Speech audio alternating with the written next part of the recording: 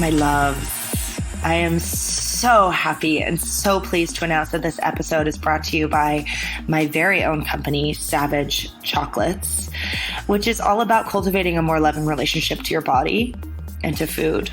You know, we don't really believe in guilty pleasure. We just believe in pleasure done well. Right? Have you ever had that candy bar or thing of ice cream and you eat it and you're like, wait, I don't remember eating that. Wait, where'd that go? Well, that's why I created Savage Chocolates, because I know the importance of pleasure. And I think that we don't slow down enough to actually experience it. And so if you are wanting to eat mindfully, if you are wanting to be reminded of how to actually experience your pleasure, then please go to www.savagelosangeles.com to order your goods. All right, you guys, let's get to it. Oh, my beautiful Chloe. I love you. I'm so glad you're here. Thank you for coming on Savage Lifecast. Oh my gosh, me too. I've never done like a little setting the energy beginning. How wonderful was that? I needed. I didn't know for sure that it was a thing today, but for some reason I felt like it was appropriate. Yeah. Well, we just got a new puppy on the weekend. Oh shit. So like, yeah, it's needed. Oh, and girl. Actually I was thinking about you because I remember you with your Frenchie when you got, Yes. Yeah. So, and he's an Aussie, so, you know. Hugo loves Aussies. Oh, yay. It's a thing. That's right. His name is Hugo. Yeah, totally. Hugo loves Aussies. It's funny because I find like I take Hugo to the dog park and he like, just like humans, I guess, like has a type. Yeah. So he like. That's awesome. Yeah. Well, like French bulldogs can be like rambunctious and stuff, right? So totally. They're like, oh, you guys are going to meet me at my level. Yes. Like we'll like, yeah, totally. So yeah, that was needed because it's like that lack of sleep, you know. Oh, a new puppy. I was talking. Okay. So truth time. I know this is like, welcome to the podcast. Starting. We're starting. We're here. Here we are. For my sister's baby shower. And then now her second child is like a year and a half old, but before she had the baby, hosted her baby shower for her. And one of her friends who had like 4 children came up to me and I had Hugo. He was like brand new at the time, brand new puppy. Brand new baby. Brand new baby. Totally my baby. And she was like, I want to let you know that I have 4 children and we just got a puppy and that fucking puppy is the hardest thing I've ever done. Yeah. I was like, whoa. Cause you can't like put a diaper on them. Like, no, and they got to go. Like you're up, like putting your clothes on, like it's pretty intense. Yeah. Totally. And like, it's the first time he's downstairs in his little Zen Den puppy area by himself. And I'm just like, don't choke on anything. Oh no, it's don't scary. do anything. Like, and I just like asked my guides, I'm like, take care of him. I'll be back in an hour. Constantly Watch calling upon spirit. I'm like, yeah, please. Instead of like a dog camera, I'm just like, guys, let me know if anything happens. Yeah. Otherwise I'll be with Alexa. Yep. Here. Yeah. Okay. So speaking of guides and spirit, can we talk a bit about who you are and what you do and how you show up in this time and space in this body now that we're back to the podcast? Now we've made it back. Yeah. So I am a psychic medium and I've recently been calling myself a rune witch. But yeah, so I've been doing this work as a psychic full time I'm the worst with time. I think it's like 5 or 6 years. And my sort of, what drives me, what kind of calls me is my connection to the spirit world and also the nature, Mother Earth. And I'm really connected to like my ancestry and the Nordic kind of traditions and the Celtic traditions. So those are like, and with that, the runes, I work a lot with runes, which we can get into if we want. I would love to. Yeah. Yeah. So yeah, kind of what I do is I do a variety of things. I always like, people are like, wow, you're like doing so many different things all the time. It's like, I like to kind of have many different spaces to be creating, very witchy like that. Like we've got concoctions going in my office, like painting, just kind of always interacting with the spirit world. But it's always through the lens of healing and connection and getting into the roots of the truth. So, and really like over the past 2-ish years, my work has become really led by a really intimate relationship with darkness and the dark, and starting to kind of unravel and unwind a lot of belief systems and conditioning that have had me and others. But in my story, it's like to witness how I've been scared of the dark and what happens when I start to really work with the dark and, meet it. And you discover parts of yourself that it's not even just shadow work. It's like going beyond the scope of shadow work and getting into like really understanding darkness as a being.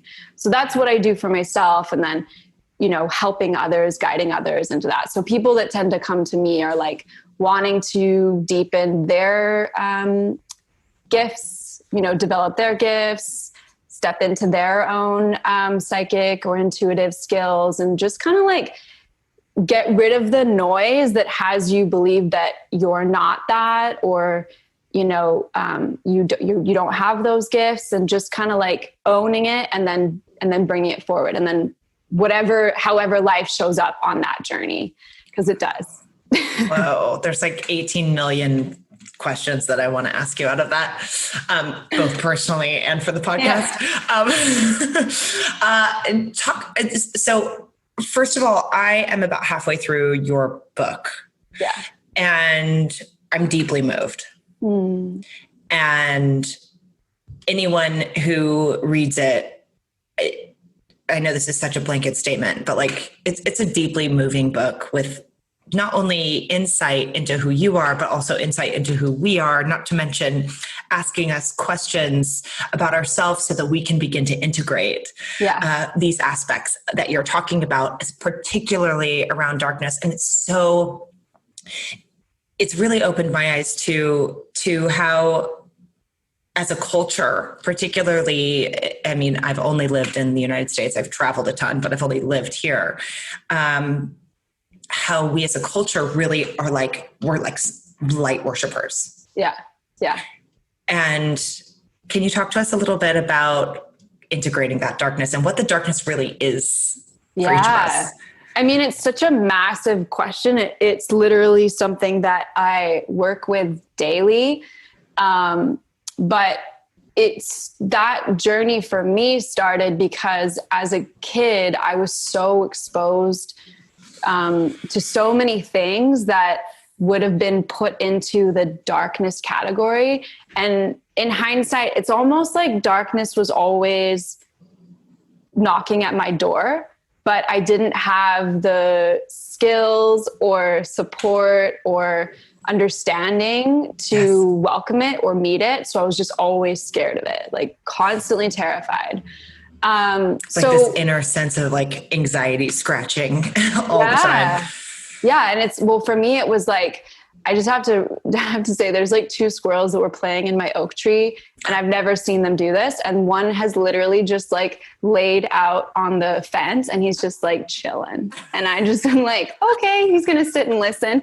I've never seen him do this before. His name is Leo. He's really funny, but yeah. Like I wish you guys could see him. I wish too. I kind of want to cry. That's so weird. Leo's just chilling. Great. Yeah. Leo's probably like, he's literally like friend of mine. Yeah. Just like on, he's like, oh, they're talking about darkness. I'm going to relax. I'm going to just chill. Yeah. And that is kind of how I feel when you start to explore these places. 'Cause it's like, it's like when you go through something really hard and you connect with someone who knows what that's like, you feel like you can relax. Yeah. Because you're not having to put on a show or pretend like you got everything together or, what have you. You're just able to be present with what is here and not pretend it's not here. So that's really like what darkness was for me my whole life, because it was like, I was pretending that I wasn't experiencing what I was experiencing, which was like, seeing things, hearing things, feeling things, witnessing stuff in my family and pretending like my family was fine, going through eating disorders and pretending like I wasn't, feeling really depressed and suicidal and pretending like I was all good, right? Mm-hmm. So just constantly like putting on, projecting illusions of happiness and light. Yes. And to hide away that the part of me that was not happiness and light. So there's like a personal understanding of darkness, and then there's like a whole external being of darkness that kind of is like a bigger space. I talk about this in the book, how in the North, the dark is really seen as its own being. And if you really go into like Nordic anthology and Nordic mythology, you'll find that they talk about the dark more as a being, and it's really honored, where, you know, it's like the nighttime is really like a time where they, like an example is when the night comes, instead of seeing it as the sunset, seeing it as night rise, right? And having your own intimate relationship with nighttime and everything that's present in nighttime, rather than, you know, sunset, turn the lights on, go to bed, put on a night light, put on a noise machine or a sleep meditation to like drown out the gifts of the dark. And it's just really interesting because once you start to look at this space, you see that it's just everywhere. How whenever we're talking about something in our world, especially in the West, that's, you know, like painful or hard or like seen as negative, it's oftentimes portrayed with the words, like there's the language is like darkness or shadow, or, you know what I mean? So it's a massive space, which is why I had to write a whole book on it. And I feel like I could write 20 million other books on it because it just continues. But yes. Yeah. Well, it's like sitting with the stuff that's uncomfortable. Like it's only uncomfortable if we are resisting it.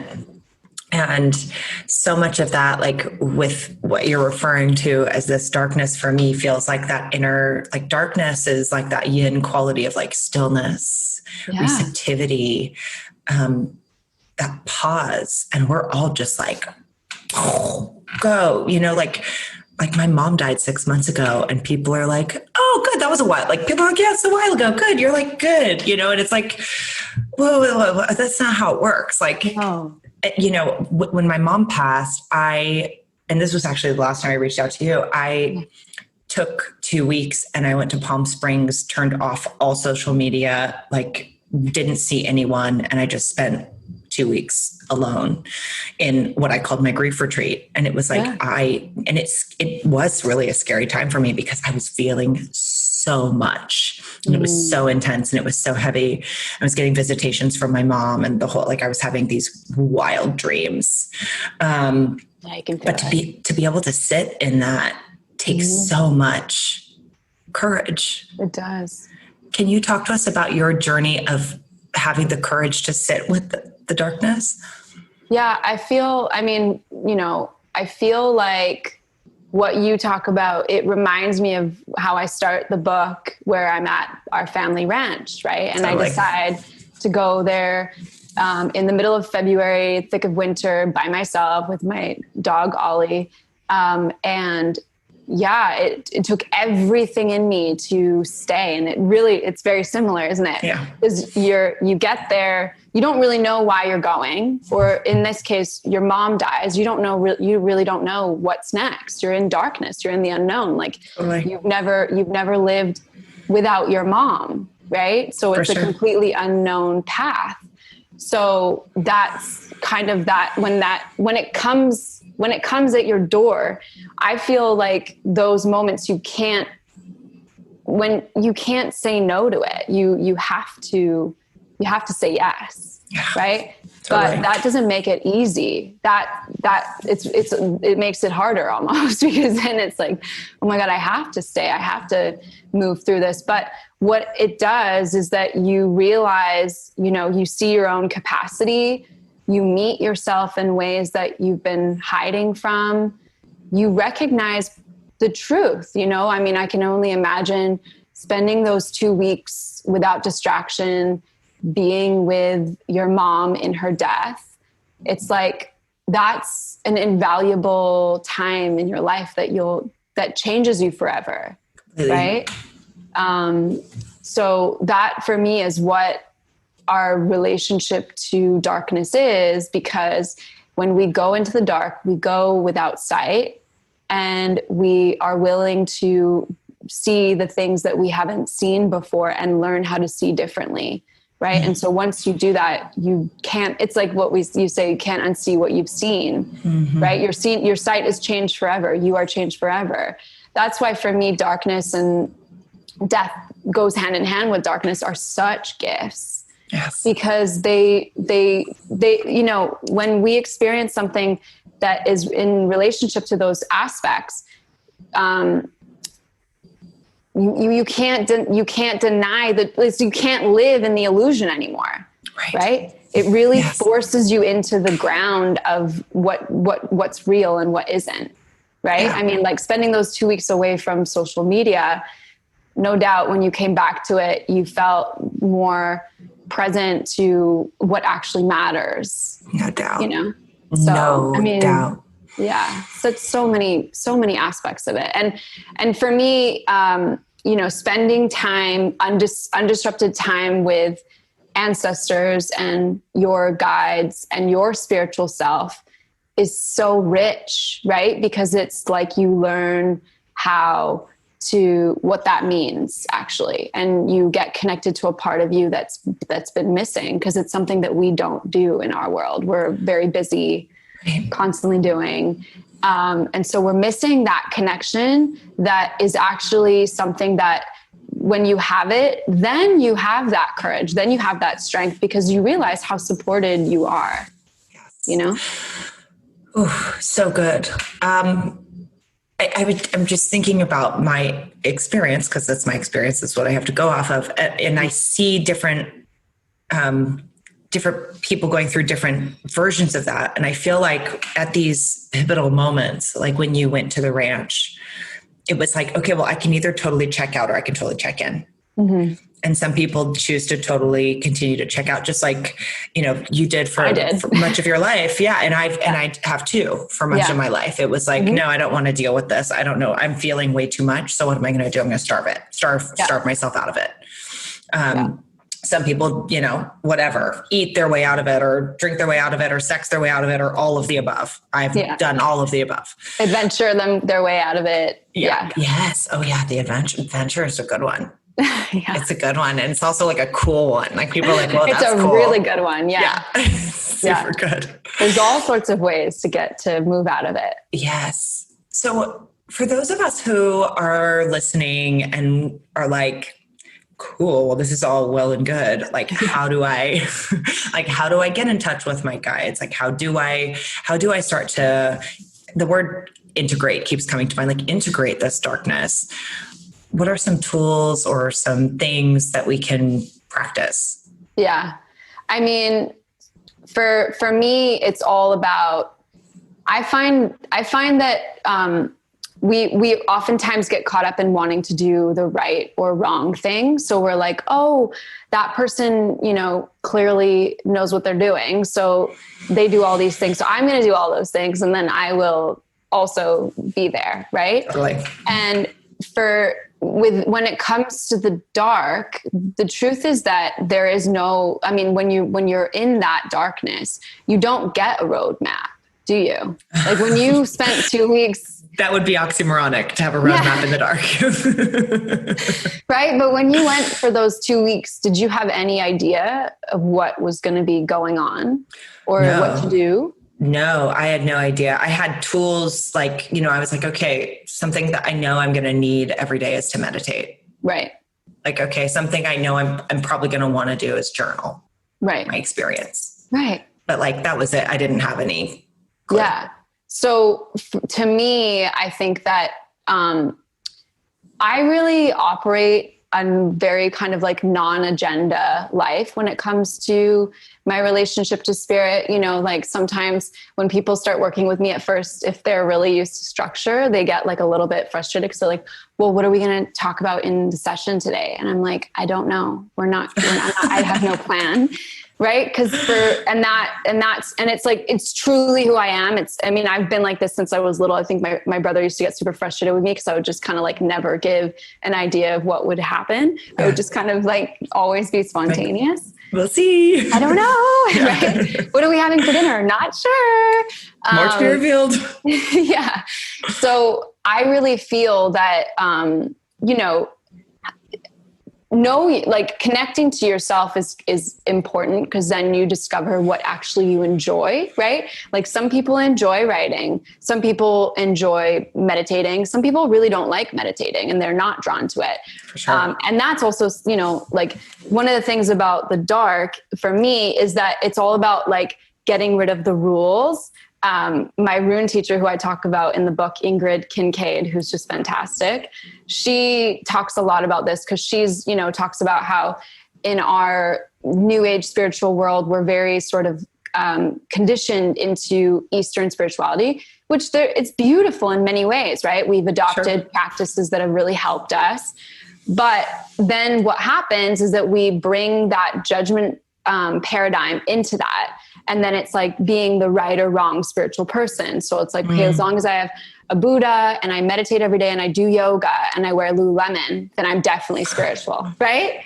And then it's like, well, but if I drink coffee and I have wine, then I'm probably not spiritual. So I have to hide that shit. Or, if I say shit, then I have to hide that. Right? Yes. It's like, and the projection of what is spiritual changes, but then you see how it just like mass produces across the world, because everyone's trying to adopt what make them acceptable, or what I talk about in my book is like the good and bad. Right.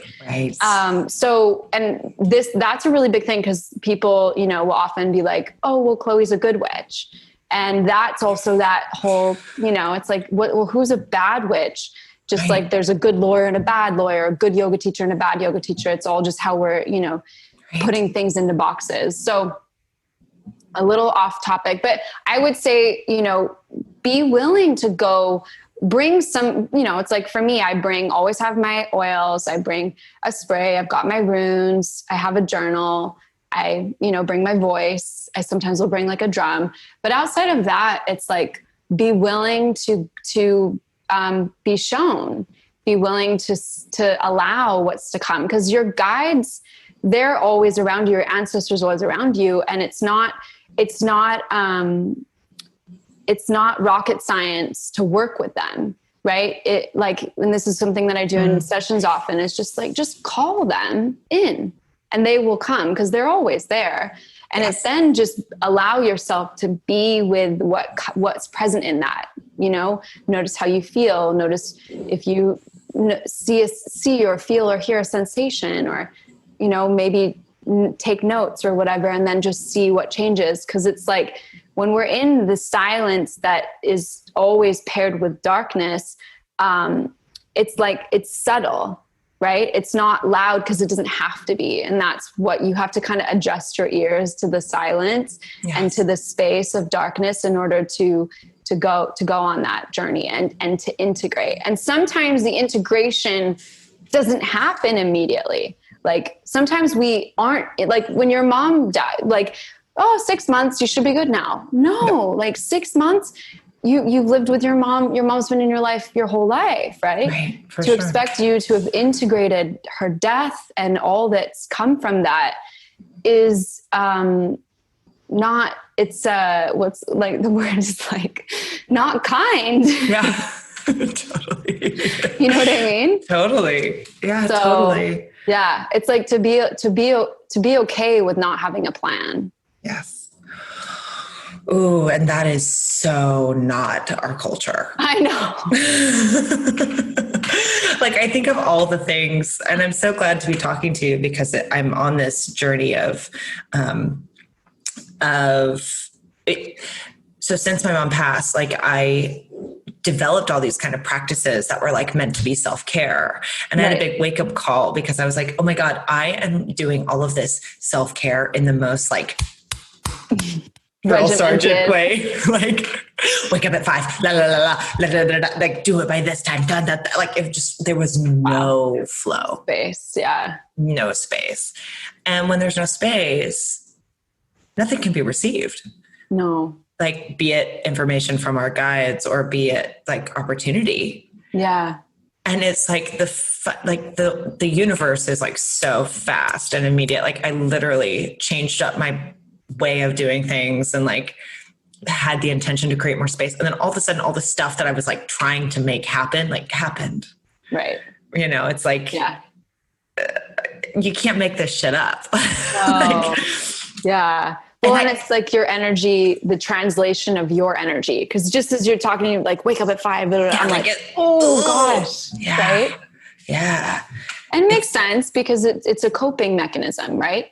Totally. That's why I was like, adventure. Like, we can anything, even if it's like spiritual things, can be used in a way that stops us from being open or being in connection to. So I had such a download this morning that I was journaling, actually, but from a place of desire. Yeah. Well, you're a writer, so of course you love, right? Yes, exactly. Not like someone's like, give me 10 pages of stuff today. Yeah, come on, we got to do it. And like the download was like, are you doing it or is it doing you? Like, am I forcing it because like I should do it? Mm-hmm.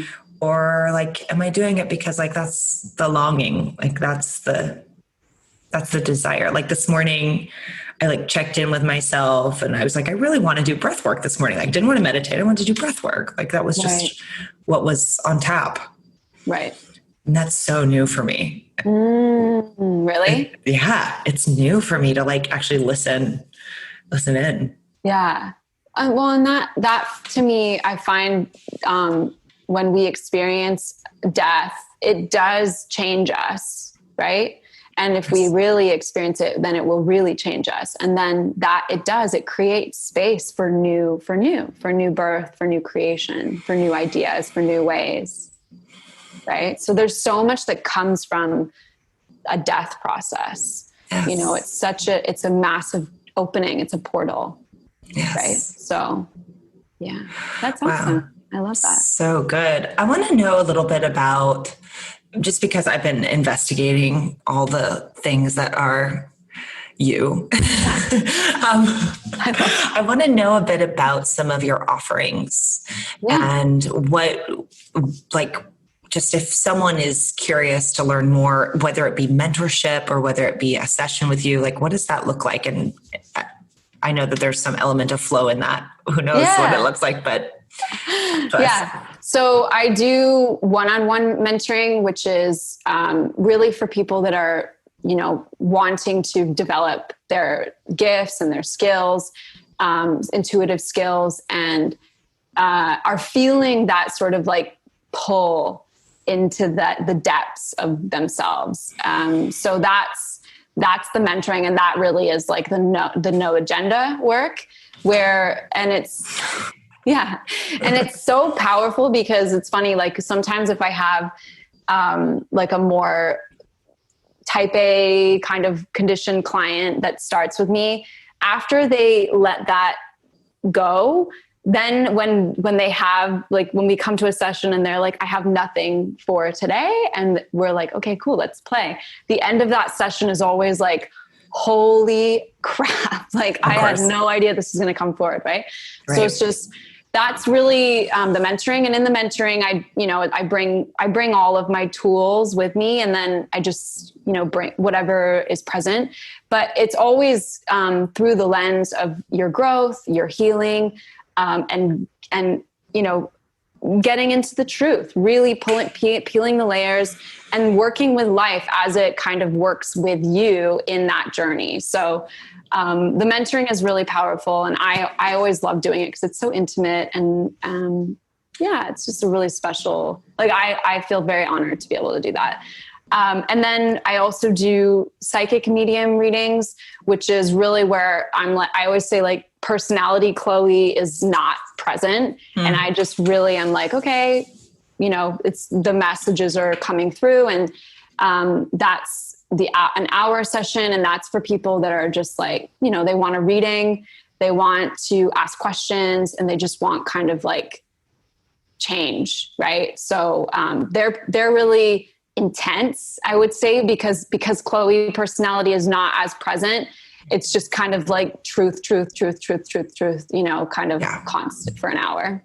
Wow. And that, it's like a blend of psychic and medium. So, mediumship for me is like I'm connecting with past loved ones, guides, any sort of being in the spirit world that is coming through and just giving messages. And then the psychic is where I'm like more so perceiving your energy, connecting to, your energy system and talking about like, okay, I'm noticing stuff here, or like, let's talk about this, or, and just kind of travel across. And it always starts off as like dots on a blank map, and it feels like you're jumping around, but then it always like comes together in such a cool way. Cause it's really like led, and I'm like, wow, that was pretty awesome.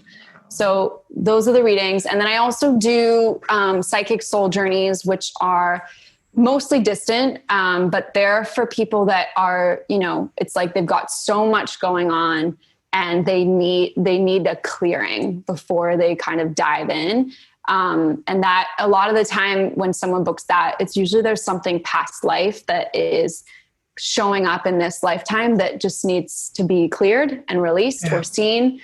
So that's kind of very shamanic. It's for me, I go on the journey, it's distance. So I bring in all my tools, my drum, and I go into their soul space, and then their guides will just show me everything. And then you get like an email with all the information. And then the other thing I do, which is really fun, is I do spell casting sessions where it's like if someone needs, like I did one the other day for someone who really needed help with boundaries and protection for their family, and they're going through a lawsuit, and it's just like, they need help, really. So that's where I'm working with kind of like a blend of Celtic and hoodoo magic. And I do a lot of like candle magic and, reading the smoke, reading the flame, reading the wax, and then doing a reading. And then you get all of that. So it's like a very comprehensive sort of healing magic session. Wow. So, I mean, no wonder too, like, as you're saying that, like, no wonder for a long time you had to check out, like, you have so many tools, like you have so much life force coming through all the time. Like that is a lot for you primarily. Like there are all the clairs, like clairsentient, clairaudient, whatever. Do you have specifically something that resonates for you, or are you kind of a hodgepodge of all the goodness? In terms of the clairs? Mm-hmm. I used to be very clairsentience was my main one. But I think that was also because it was the most, I would almost say like the one that I had the least control over. And that's kind of like, if I was in a room, I would just always be the one crying, just basically crying all the time. Right. So just didn't know how to control it and was just like empathing everything constantly. So that was like the first one that I had to work with and learn how to manage more. But then I would say, my claircognizance has always been really strong. My mom always called me a know-it-all. I just like know everything about everyone to a fault. Mm-hmm. But yeah, I definitely enjoy all of them now. Like I feel that it depends on who I'm talking to or who I'm around. If they have a really strong clair, then I will tend to be strong in that. So my energy adapts to the space that I'm in really easily. And so I enjoy all of them though. I can totally see that. It's like a canvas. I just like bring them all and I'm like, okay, today we're going to do this. We're going to play with this one. Yeah. I love it. Yeah. Can you talk to us a little bit about the runes?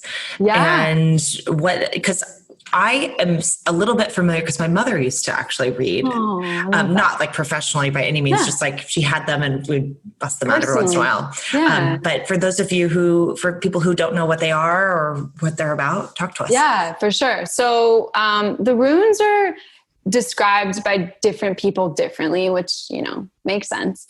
They are oftentimes referred to as divination tools. So they're like very, very commonly like seen as like similar to oracle cards or tarot cards.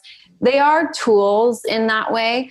But the way that I've been introduced to them is very much that the runes, like what we know them as, are their symbols and their signatures, but that actually the runes are beings. And they're very ancient beings. So when you're working with the runes, they do have a very sort of commanding, irreverent sort of energy with them, where once you've said yes, I do find they have the same energy as death, really. It's like, once you say yes, you can't, it's like working with magic, like integrity matters. And you know, it's like, it's not something to have fear around, but it's more that it forces you to stand in your center. They force you to stand in your center. So they'll immediately sort of show you where in your life you are, you know, off kilter, or where you're, you know, not honoring your truth, or you're not walking the talk. So they have that sort of really old, like, you know, if you're with an elder and they just call you out, you're like, whoa, that was intense, right? That, and you can't like sneak your way out of it. That's how the runes really feel. Yeah. They're like, I see you. Yeah. And they start showing up, like, cause they're, you know, I have some runes here, like they're symbols, right? And they're just like line drawings. So oftentimes you'll start to see them, you know, like carved into wood or on the wall, or, I mean, all over the place. So, they start speaking to you. Yeah. Oh, I have my mom's. So I think I need to bust those out. Yeah. Yeah. And there's some different sets, like the Elder Futhark have the 7 giant runes, but most sets actually don't have the full set, because they're sort of related to more of like the patriarchal structure. Like if you look at a lot of the rune books and instruction manuals, they're mostly written by men, and they oftentimes refer to the story that Odin discovered the runes because he reached into the well and pulled them out.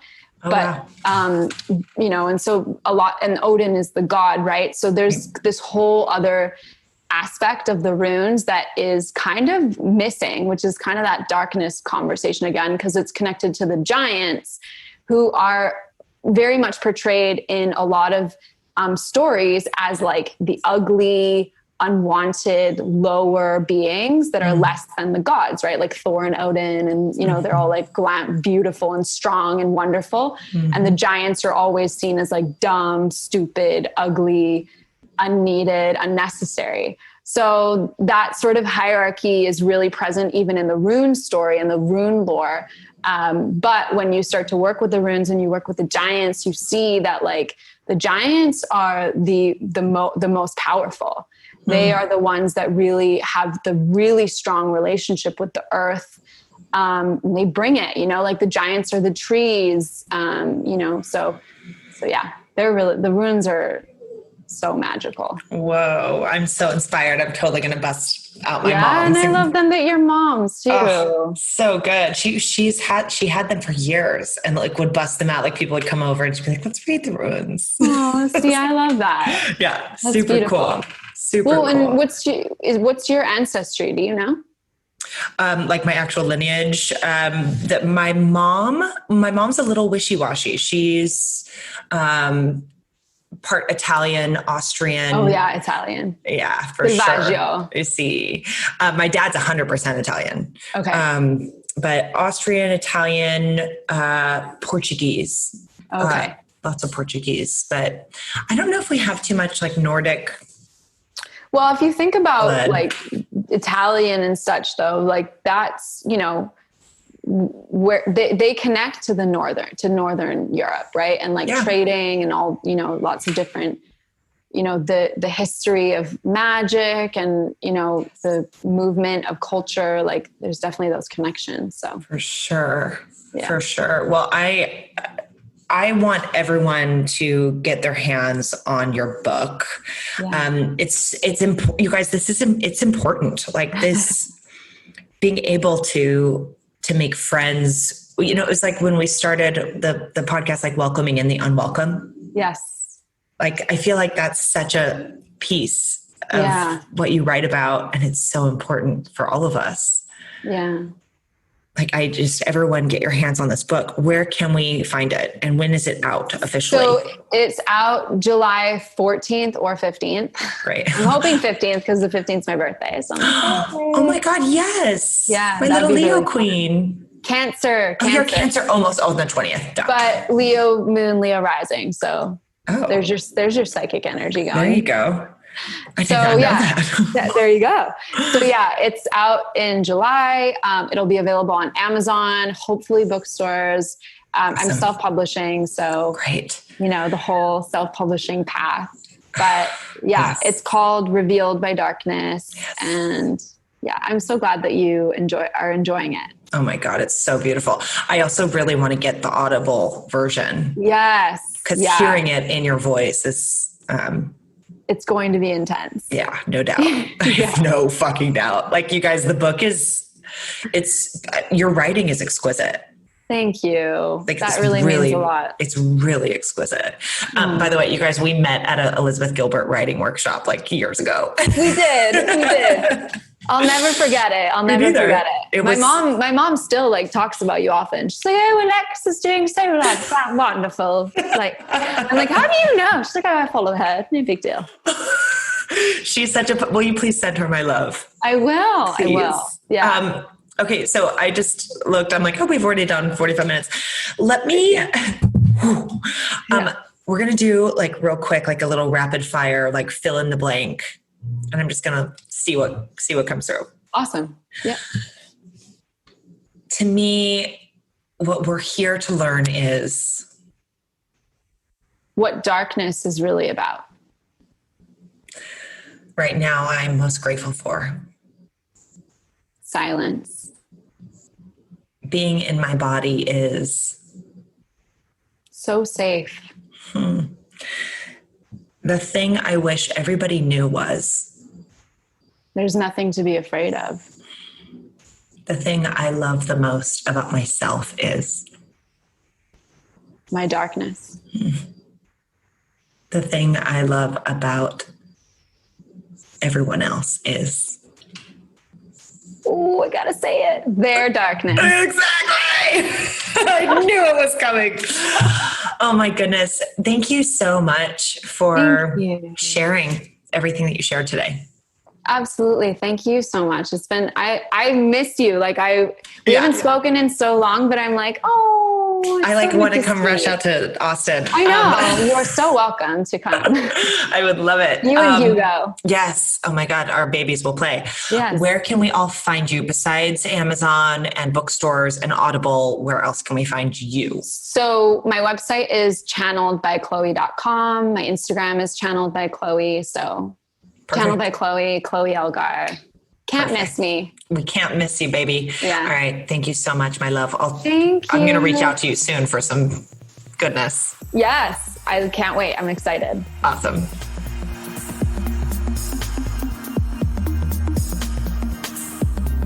All right, you guys, thank you so much for carving out the time to listen to this wisdom, to listen to all this goodness. Once again, gentle reminder to please check out savagelosangeles.com to learn more about my new company that I'm so proud of. I hope it inspires you to create and cultivate a life that you dig. And also, if you are down and have, 10 seconds, then please give this podcast a 5-star review on iTunes. Super easy. Just give it 5 stars, maybe say a few kind words. And if you dug it, please share it with your friends. I would be over the moon with gratitude. All right. You guys are the bee's knees. Much love. Stay savage.